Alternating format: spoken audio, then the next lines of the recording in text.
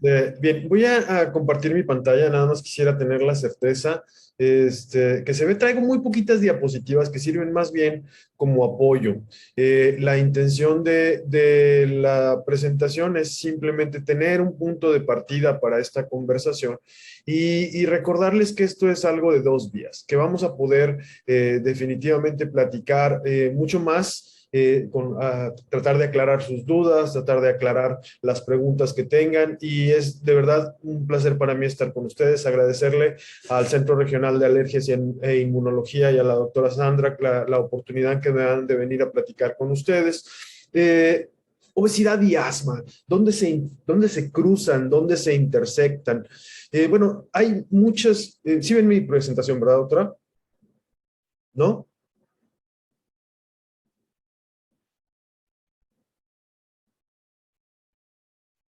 ¿Me puede confirmar nada más si la ven? Sí.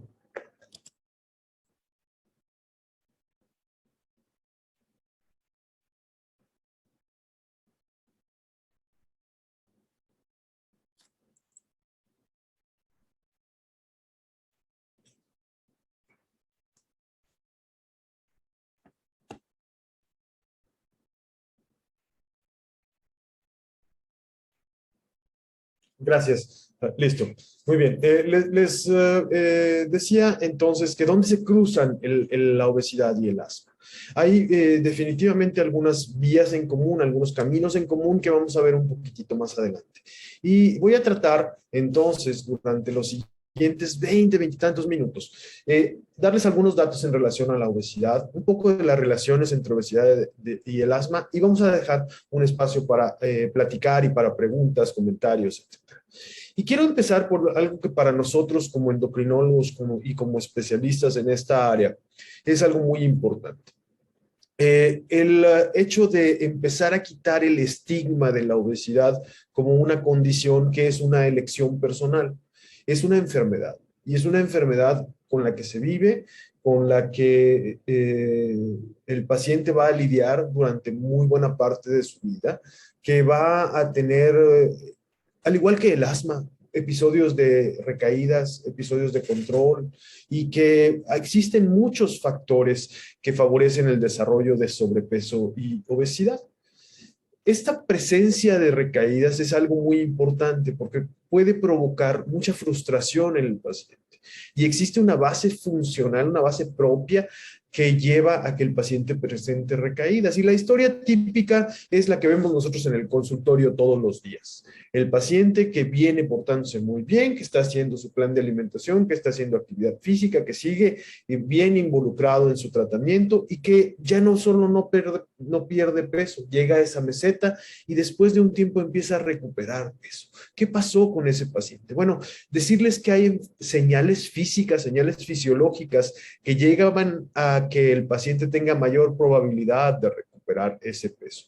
Cuando nos diseñaron definitivamente para vivir en un ambiente muy escaso, donde había que caminar para recolectar, caminar para cazar, caminar y caminar y caminar. Hoy, la mayoría de nosotros hemos tenido que programar la actividad física como parte de nuestra vida, porque si no, podríamos estar, y más ahora en la pandemia, sentados todo el santo día. Muchas de las cosas que antes implicaban traslados, que antes implicaban caminata, que antes implicaban movernos, hoy son sedentarias. Y todo esto, además de muchos otros factores, la densidad de comida. Si uno compara, por ejemplo, las porciones de alimentos que recordamos algunos de nosotros que tenemos ya más canas, versus las porciones de alimentos que hay hoy, esto ha ido creciendo y la porción de alimento es densamente energética y hoy te puedes comer las calorías que requieres en todo el día en un solo alimento de comida rápida. Eso es algo importante y recordar que como población, como mexicanos, tenemos una alta probabilidad de presentar complicaciones y enfermedades asociadas a la obesidad. De las más conocidas, por supuesto, está la diabetes y está la enfermedad cardiovascular, pero de las que casi no se habla está, por ejemplo, el asma, está, por ejemplo, los tumores malignos. La obesidad es una enfermedad que tiene complicaciones y enfermedades asociadas. Y estas enfermedades asociadas afectan prácticamente todos los órganos y sistemas.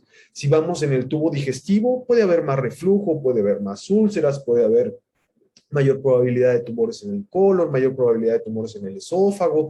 Si vamos en el aparato pulmonar, hay mayor probabilidad de asma, hay mayor probabilidad de enfermedad pulmonar restrictiva, hay mayor probabilidad de fibrosis pulmonar, hay mayor probabilidad de tener reflujo de repetición y aspiraciones de repetición. Si vamos al sistema musculoesquelético, hay mayor probabilidad de tener problemas en la columna, puede tener problemas en la rodilla, de que se desplacen los cartílagos de crecimiento en los niños. Existen muchas complicaciones. Y ustedes mencionen un órgano o sistema y va a haber algo asociado para obesidad.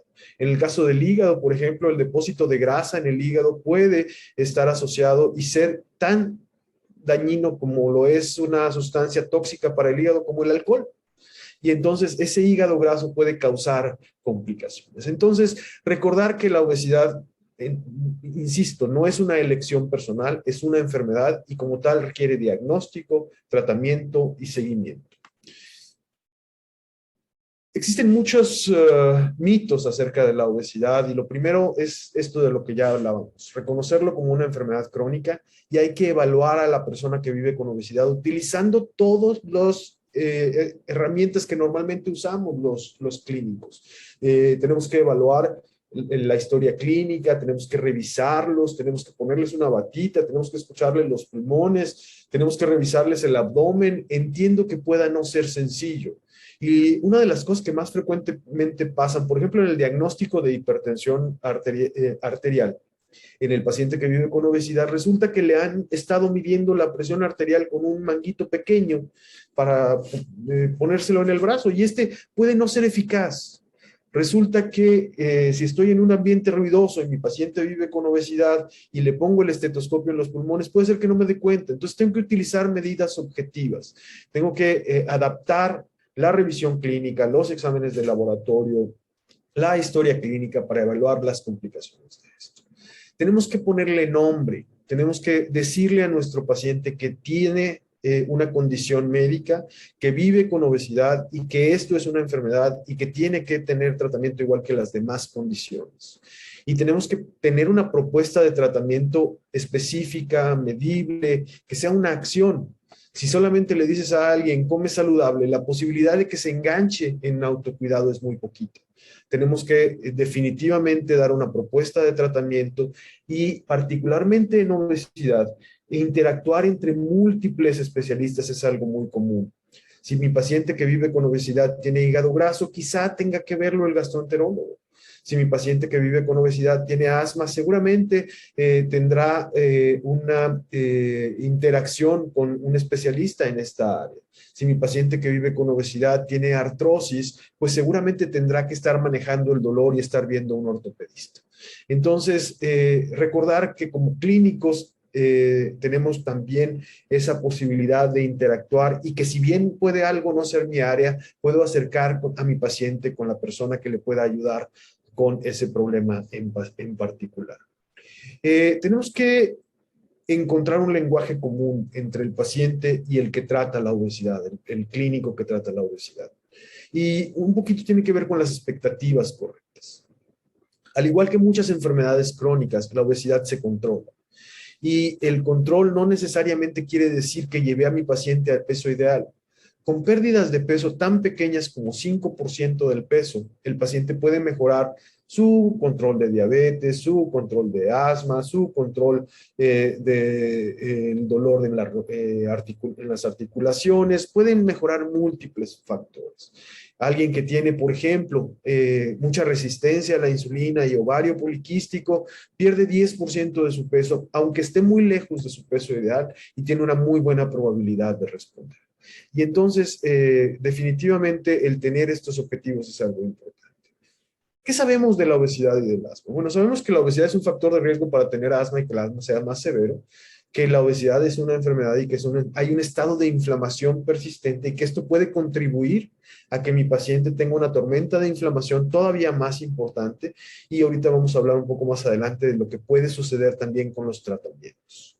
Esta asociación puede estar presente desde muy temprano en la vida. Entonces, no porque mi paciente tenga una edad joven, va a estar exento de que la obesidad le impacte en la severidad del asma o le ponga en un mayor riesgo de este.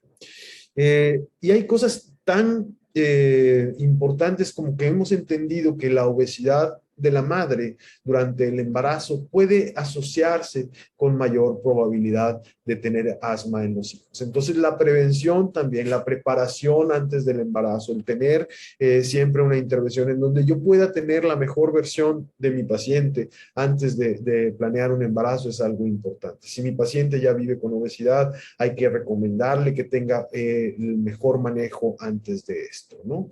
Y voy a contestar algunas preguntas de las que frecuentemente nos hacen en la consulta. Por supuesto que van a salir más, pero esta es una de las primeras. Y la primera pregunta es, oiga, doctor, ¿es más probable que el asma, si yo vivo con obesidad, me pueden dar con mayor probabilidad? Y la respuesta es sí. Y es, a pesar de que el índice de masa corporal que todos hemos aprendido a usar para definir obesidad no es la mejor medida, se asocia muy bien con ese mayor riesgo. Entre más peso, más índice de masa corporal, hay un mayor riesgo de tener asma. Es más o menos 1,5 veces en el rango de sobrepeso y más o menos el doble en el rango de obesidad. Depende mucho si la edad de los pacientes, si son pacientes pediátricos, si son pacientes adultos, pero sí existe esta relación entre mayor obesidad y mayor probabilidad de tener asma, ¿no?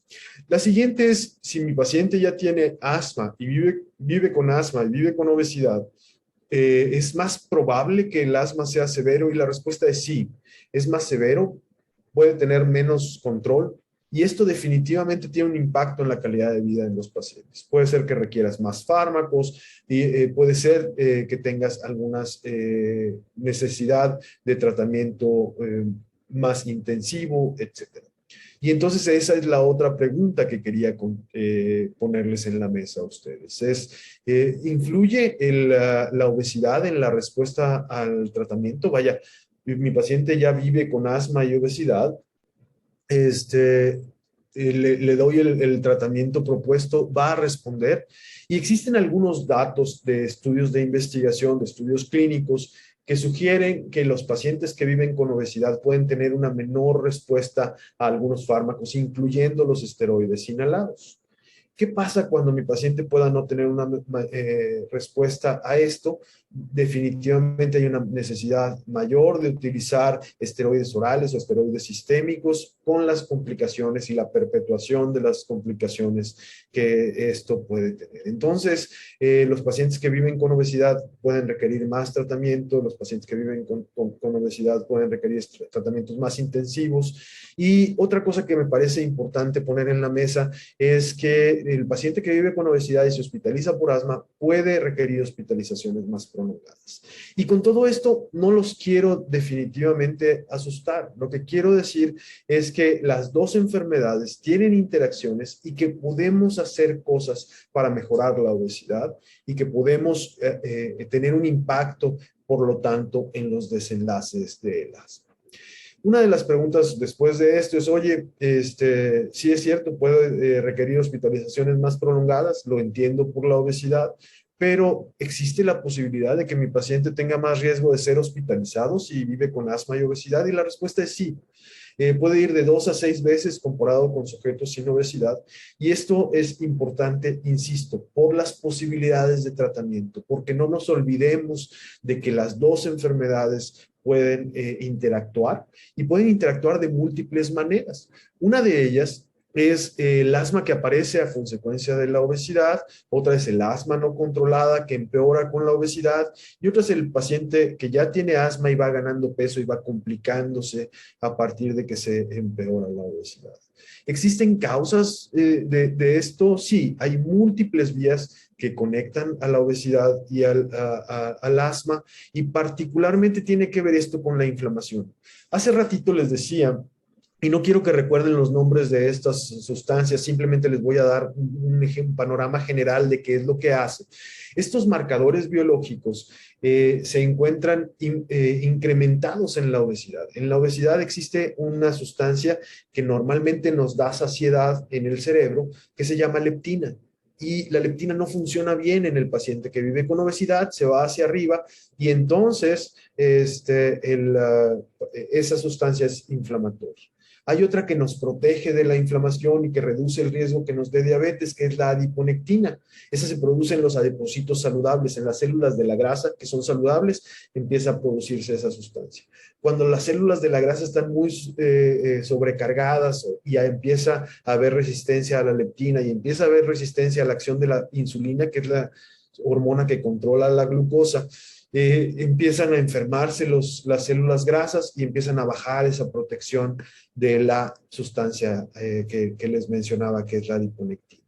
Y ese tejido adiposo está inflamado y produce sustancias que están simulando un estado de inflamación. Yo puedo ir a medir estas sustancias de inflamación y están incrementadas en la sangre y en el suero de estos pacientes. Y esto puede perpetuar, por ejemplo, en el caso de problemas inflamatorios como artritis reumatoide o como asma o como la misma aterosclerosis, puede causar una inflamación que lleve a un mayor depósito de grasa en las arterias, ¿no? Esto definitivamente va a interactuar también con las condiciones pulmonares que se asocian a la obesidad. Mi paciente tiene ya per se una pérdida relativa de masa muscular y entonces su fuerza expiratoria es menor, su volumen expiratorio puede ser menor y su capacidad, imagínense que la cajita torácica está restringida por la obesidad. Entonces puede tener una capacidad funcional menor. Y bueno, una herramienta que ustedes utilizan mucho para monitorear el asma, que es el pico peak flow, el flujo pico, esto puede también verse afectado en el paciente con obesidad y las vías respiratorias ser más hiperactivas. Y bueno, ya hablábamos entonces de los hallazgos. Esto se traduce en hallazgos clínicos que son el mayor riesgo de asma, el riesgo de tener más exacerbaciones del asma, que el asma sea más severo, que afecte la calidad de vida y que tenga el paciente mayor necesidad de tratamiento. ¿Tienen la obesidad y el asma factores de riesgo en común? Es otra de las preguntas que nos hacen. Y bueno, sí, existe, por ejemplo, la coincidencia de algunos factores ambientales, de contaminación, de algunos factores dietéticos, de factores relacionados a la flora intestinal, de algunos genes que pueden coincidir en asma y obesidad, y en factores metabólicos que incluyen la propia inflamación de la que hablábamos, la resistencia a la insulina, la prediabetes y otras condiciones inflamatorias, ¿no? Y yo creo que la pregunta más importante es la que sigue ahora. Es, ¿el tratamiento de la obesidad puede mejorar el asma? Y la respuesta es sí. Si existen estudios, existe evidencia de que tratar la obesidad puede mejorar parámetros, no nada más de los objetivos que hacemos nosotros en una espirometría o contando el número de eventos, sino también la percepción de calidad de vida de los pacientes y la necesidad de tratamiento. Entonces, esto abre una oportunidad de no solamente tratar la condición a la que atribuimos la mayoría de los síntomas, como el asma, sino tratar una condición coexistente, una enfermedad que viene en coincidencia con el asma, pero que puede influir en su evolución. Y a la vez, el asma también puede influir en la evolución del peso.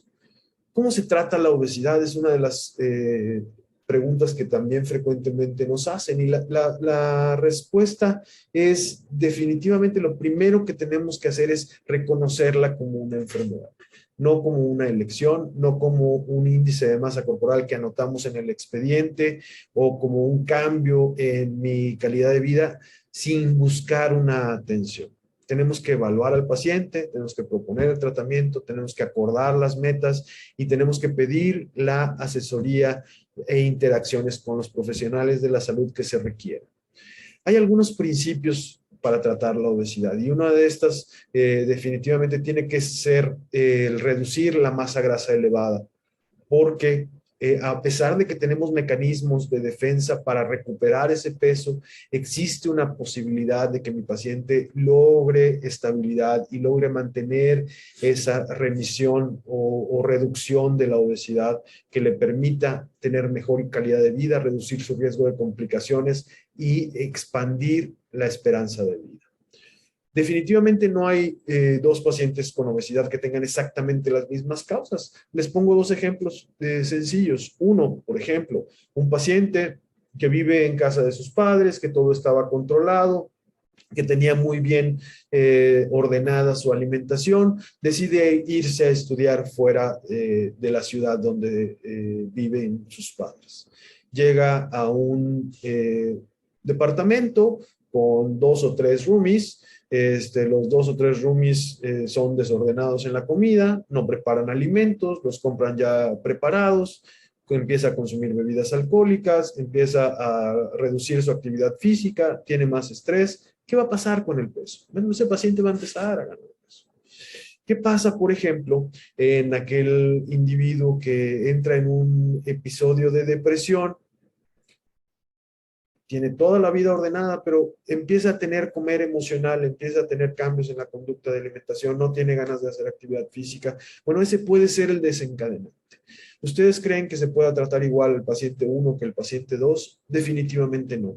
Tenemos que individualizar el tratamiento y existen pacientes que requieren tratamientos con intervenciones nutricionales, con planes de alimentación, incluso con reemplazos de alimentos, que son estas malteadas que utilizamos en algunos programas para reducir la ingesta de calorías. Existen pacientes que requerirán tratamiento farmacológico y existen algunos pacientes que podrán requerir tratamiento quirúrgico. Esto no es una elección que deba tomar un individuo de forma independiente, porque tienen que evaluarse todos los riesgos y beneficios. Entonces es algo que se debe hacer supervisado por un profesional de la salud que tenga entrenamiento en estas áreas. Los tratamientos mágicos en obesidad no funcionan. Y si funcionan, tienen un costo metabólico alto. Tratamientos de muy corto plazo, tratamientos que me puedan dar en bolsitas no identificadas, discúlpenme un segundo, en bolsitas sin identificación, fármacos milagrosos, eso de verdad, evítenlo para ustedes, para su familia, porque el riesgo metabólico de esto es alto. Ustedes probablemente se enteran de los casos a quienes no les pasó nada. Nosotros nos enteramos de los casos a quienes tienen complicaciones de utilizar estas intervenciones sin supervisión. Como todo en medicina, tenemos que encontrar el engrane que quede a la medida con mi paciente y que pueda hacer un tratamiento eficaz. Es un proceso escalonado y aditivo. Un paciente que nunca ha sido tratado y que le acabo de poner el tratamiento farmacológico por primera ocasión y viene mañana y me dice, doctor, ya me desesperé, llevo 2 días de tratamiento y no he bajado más que 200 gramos. Bueno, pues ese paciente definitivamente hay que regresarlo, platicar los objetivos, platicar las metas realistas y no dejarlo que vaya a una cirugía bariátrica antes de que realmente haya intentado el cambio en la alimentación, el cambio en el estilo de vida supervisados y en su caso el tratamiento farmacológico prescrito por un profesional de la salud. Recuerden que puede existir un fármaco excepcional y que ese fármaco excepcional tendrá indicaciones, contraindicaciones, riesgos de efectos adversos. Habrá quien no responda bien. Habrá, por lo contrario, quien tenga beneficios adicionales de esa familia de medicamentos. Habrá que evaluar la probabilidad de eficacia. Habrá que evaluar el costo. Puede ser que sea un excelente medicamento, pero no lo pueda costear, o sea, algo que vaya en detrimento de la economía familiar. Y entonces hay que buscar una alternativa distinta y hay que tomar en cuenta siempre, aún en estas decisiones de qué fármaco, las preferencias de los pacientes. Puede ser que tenga que proponerle a mi paciente un tratamiento inyectable y que mi paciente prefiera intentar primero con un tratamiento oral. O puede ser que le voy a proponer a mi paciente un tratamiento oral y él prefiera una aplicación de una inyección una vez por semana. Entonces, esta parte es algo que tenemos que empatar. Quisiera nuevamente agradecerle a la doctora Sandra, al Centro Regional de Inmunología y Alergias, la invitación para venir a platicar con ustedes. Creo que yo ya hablé mucho y quisiera regresarles el micrófono para poder tener esta conversación de dos vías y poder responder algunas de las preguntas si así las hubiera. Muchísimas gracias.